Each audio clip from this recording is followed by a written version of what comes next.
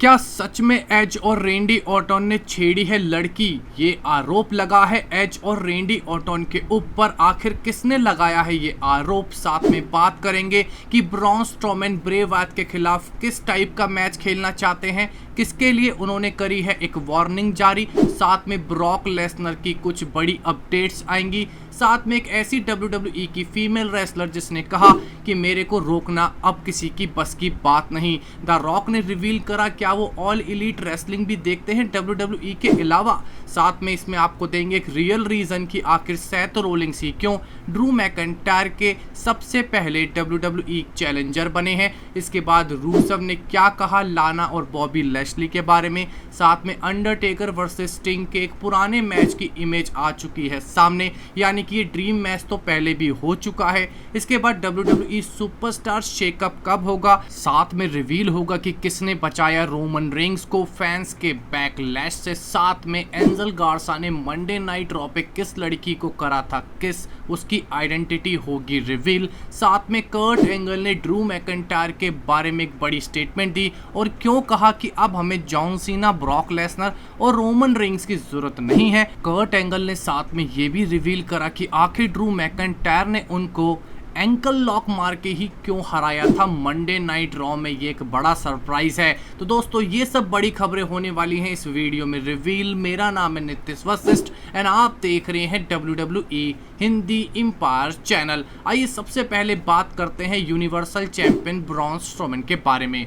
Braun Strowman के पहले opponent होंगे द फील्ड ब्रे वायट। फील्ड ब्रे वायट को कहा जाता है कि वो ब्रॉन स्ट्रोमैन के गुरु हैं। हाँ दोस्तों, ये बात ब्रॉन स्ट्रोमैन ने अपने स्टेटमेंट में भी खुद कही कि वो जानते हैं कि ये मॉन्स्टर यानी कि ब्रॉन स्ट्रोमैन को क्रिएट भी ब्रे वायट ने ही करा है WWE में। अब वो अपने ही मेंटोर ब्रे वायट से लड़ने के लिए तैयार हैं फॉर यूनिवर्सल चैंपियनशिप। पर ब्रॉन स्ट्रोमैन ने द फील्ड ब्रे वायट से एक रिक्वेस्ट करी है कि वो भी ब्रे वायट के खिलाफ एक सिनेमैटिक मैच खेलना चाहते हैं, यानी कि फायरफ्लाई फन हाउस मैच जैसा या बॉर्नयार्ड मैच जैसा या बरीड अलाइव मैच जैसा, यानी कि कोई एक ऐसा मैच जो दुनिया के सामने उनकी वाहवाही करता हुआ नजर आए, एक ऐसा मैच जो किसी ने कभी ना देखा हो। तो क्या फील्ड ब्रे वायट ब्रॉन स्ट्रोमैन के इस ऑफर को एक्सेप्ट करेंगे? ज़्यादा चांसेस हैं नहीं। इसके बाद हमें ब्रॉन स्ट्रोमैन की एक और स्टेटमेंट देखने को मिली जो उन्होंने जारी करी टाइसन फ्यूरी बॉक्सर के लिए। उन्होंने कहा कि ड्रू मैकइंटायर के खिलाफ लड़ना इतना आसान नहीं होगा टाइसन फ्यूरी, क्योंकि ड्रू मैकइंटायर एक ऐसे इंसान है अगर उन्होंने तुम्हें क्लेमोर किक मार दी तो तुम वहीं के ढेर हो जाओगे। यानी कि टाइसन फ्यूरी को ब्रॉन स्ट्रोमैन ने जारी करी है ड्रू मैकइंटायर से ना लड़ने की सलाह। इसके बाद दोस्तों बात करते हैं the beast incarnate Brock Lesnar की कुछ अपडेट्स के बारे में। अब सबसे पहले कब ब्रॉक लेसनर अपनी रिटर्न करने वाले हैं? ब्रॉक लेसनर अपनी रिटर्न करेंगे तो किस फाइटर से वो फाइट करेंगे? आखिरी क्या बैक स्टेज इस वक्त ब्रॉक लेसनर की पॉपुलैरिटी इंक्रीज हुई है? हुई तो किस वजह से हुई है ये भी आपको करेंगे रिवील। सबसे पहले रिटर्न ब्रॉक लेसनर का प्लान तो यही है कि जब तक कोविड-19 इस वक्त आपको देखने को मिलेगा, आपको ब्रॉक लेसनर की रिटर्न नहीं देखने को मिलेगी। यानी कि द बीस्ट इनकार्नेट की वापसी तभी देखने को मिलेगी जब कोविड-19 का प्रकोप USA में ख़त्म हो जाएगा और WWE रिटर्न करने के लिए इस बड़े रेसलर को कोई तकलीफ नहीं होगी। एक बहुत ही इंटरेस्टिंग पॉइंट डेम मेल्टर ने इसमें ऐड करा कि जैसे ही ब्रॉक लेसनर की वापसी होगी तो उनके पहले विक्टिम दोबारा से ड्रू मैकइंटायर ही बनेंगे। यानी कि Brock Lesnar versus Drew McIntyre का फ्यूड अभी ख़त्म नहीं हुआ है। ब्रॉक लेसनर फिर से ड्रू मैकइंटायर पे हमला करेंगे और उनको दोबारा से WWE चैंपियनशिप के लिए चैलेंज करेंगे। ये मानना है WWE के सबसे बड़े एक्सपर्ट डेम मेल्टर का। इसके बाद ये बात भी साथ में रिवील हुई कि ब्रॉक लेसनर की बैकस्टेज पॉपुलैरिटी काफी ज्यादा बढ़ी है रेसलमेनिया 36 के बाद, क्योंकि ब्रॉक लेसनर ने जैसे ड्रू मैकइंटायर की मदद करी है WWE चैंपियनशिप मैच में, उनको सिखाने में, उनको एक नया स्टार क्रिएट करने में। WWE बैकस्टेज कई रेसलर्स इस बात को मान चुके हैं कि ब्रॉक लेसनर कईयों की मदद करने के लिए तैयार हैं। जो बात पेज ने कही थी कि ब्रॉक लेसनर से अगर आप एडवाइस मांगो हो तो ब्रॉक लेसनर हमेशा आपको सही एडवाइस देंगे और यही कुछ साबित होता है कि जैसे ब्रॉक लेसनर ने ड्रू मैकइंटायर की मदद करी है और इसी वजह से उनकी बैक स्टेज पॉपुलैरिटी काफी ज्यादा बढ़ी है। इसके बाद दोस्तों बात कर लेते हैं कि मंडे नाइट रॉ खत्म होने के बाद क्या हुआ। नाया जैक्स ने मंडे नाइट रॉ पे कैरी सेन को हरा के अपना मनी इन द बैंक 2019 का टिकट पक्का कर लिया। इसके बाद उन्होंने एक बैक स्टेज इंटरव्यू में कहा कि अब उनको रोकना मुमकिन ही नहीं नामुमकिन है। उन्होंने साथ में बात कह दी जब तक वो मनी इन द बैंक 2020 का ब्रीफ केस नहीं जीत लेती उनको सांस में सांस नहीं आएगी। यानी कि नाया जैक्स इस वक्त मनी इन द बैंक 2020 जीतने के लिए बेकरार हैं। इसके बाद द रॉक ने रिवील करा कि वो WWE के अलावा ऑल एलीट रेसलिंग को भी देखते हैं और साथ में उन्होंने ये भी कहा कि ऑल एलीट रेसलिंग एक सक्सेस है। यानी कि विंस मैकमैन के तो होश उड़ गए होंगे जब उन्होंने द रॉक की स्टेटमेंट देखी होगी।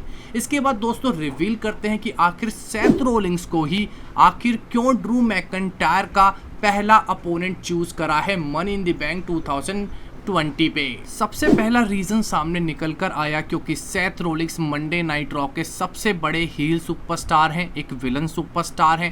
दूसरी तरफ ड्रू मैकइंटायर एक बेबी फेस यानी कि एक अच्छे सुपरस्टार हैं और लड़ाई होनी है एक बुरे सुपरस्टार वर्सेस अच्छे सुपरस्टार की। इसीलिए Drew McIntyre versus Seth Rawlings का मैच फिट बैठता है। और दूसरा रीजन है कि बाकी के बड़े सुपरस्टार्स कोविड-19 के चलते इस वक्त अपने घरों पे आराम कर रहे हैं और वो अवेलेबल ही नहीं है मैचेस के लिए ड्रू मैकइंटायर के खिलाफ। और सबसे बड़ा रीजन कि मंडे नाइट रॉ का फेस माने जाते हैं सेथ रोलिंग्स। ड्रू मैकइंटायर इस वक्त नए WWE चैंपियन हैं और पॉल हेमन के हिसाब से उन्हें मंडे नाइट रॉ का फेस बनना है। इसलिए सेथ रोलिंग्स को हरा के मनी इन द बैंक 2020 पे वो officially WWE Monday night raw के फेस भी बन सकते हैं। इसके बाद रूसव ने अपना रिएक्शन दिया लाना और बॉबी लैशली के बीच बढ़ती हुई टेंशन को लेकर। उन्होंने कहा हा मजा आ रहा है क्योंकि अब बॉबी लैशली और लाना के बीच में बहुत जल्दी फाइट्स होती हुई नजर आ रही हैं। साथ में रूसव ने कहा कि लाना ऐसी ही औरत है जो ज़्यादा समय तक किसी के साथ रह नहीं सकती।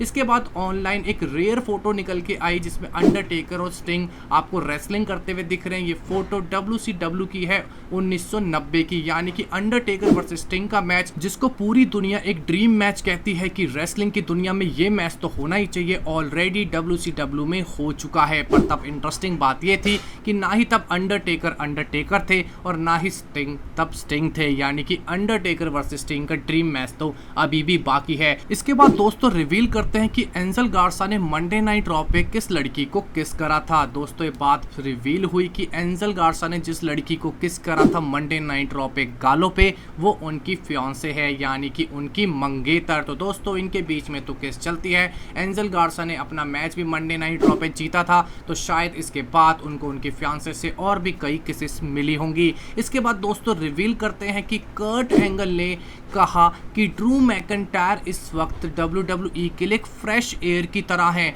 अब हमें WWE के मेन इवेंट में ना ही जॉन सीना की ज़रूरत है, ना ही ब्रॉक लेसनर की ज़रूरत है, ना ही रोमन रेंग्स की ज़रूरत है क्योंकि ड्रू मैकइंटायर इस वक्त इतने बड़े सुपरस्टार बन सकते हैं कि हमें John Cena, Brock Lesnar, Roman Reigns की बार बार मेन इवेंट में ज़रूरत नहीं पड़ेगी। यानी कि कर्ट एंगल ने कहा है कि ड्रू मैकइंटायर इस वक्त WWE के आने वाले सबसे बड़े सुपरस्टार हैं और वो John Cena, Brock Lesnar, Roman Reigns तीनों को ही मेन इवेंट में रिप्लेस कर देंगे। साथ में उन्होंने रिवील करा कि आखिर उन्होंने ड्रू मैकइंटायर को अपने ही फिनिशर एंकल लॉक से अपने आप को क्यों हराने दिया। उन्होंने रिवील करा कि विंस मैकमैन मेरे पास आके बैठे और उन्होंने कहा कि मैं ड्रू मैकइंटायर इस लड़के को एक बड़ा पुश दिलवाना चाहता हूं। कर्ट एंगल तुम कुछ भी करो पर इसको एक बड़ा पुश आज के मैच में दिलवा दो।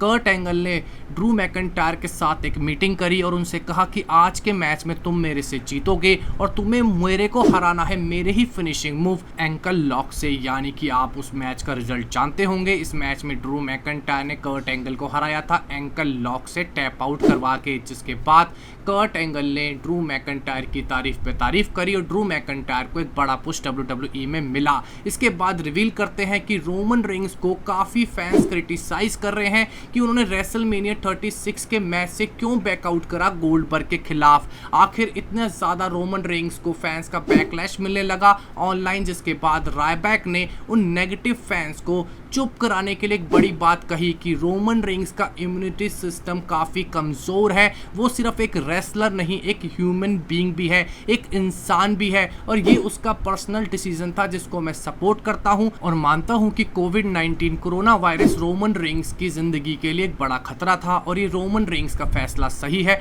और उन्होंने WWE के बाकी रेसलर्स के लिए भी एक एग्जाम्पल सेट करा है कि अगर आपको खतरा लगता है तो आप भी वॉकआउट कर सकते हो, क्योंकि मैंने करा है और यही एक लीडर करता है, वो डिसीजंस लेता है। यानी कि रायबैक ने रोमन रेंस को फैन के क्रिटिसिज्म और बैकलैश से पूरा बचाने की कोशिश करी, उनके डिसीजन को सही ठहराया कि रेसलमेनिया 36 पे वॉकआउट करके उन्होंने बिल्कुल सही करा। इसके बाद हमारी आज की आखिरी खबर, जिसमें एज और रेंडी ऑर्टन पे एक WWE दीवार ने एलिगेशन लगाए हैं और कहा है कि इन दोनों WWE के लेजेंड्स की वजह से मैंने रेसलिंग कंपनी WWE छोड़ दी थी।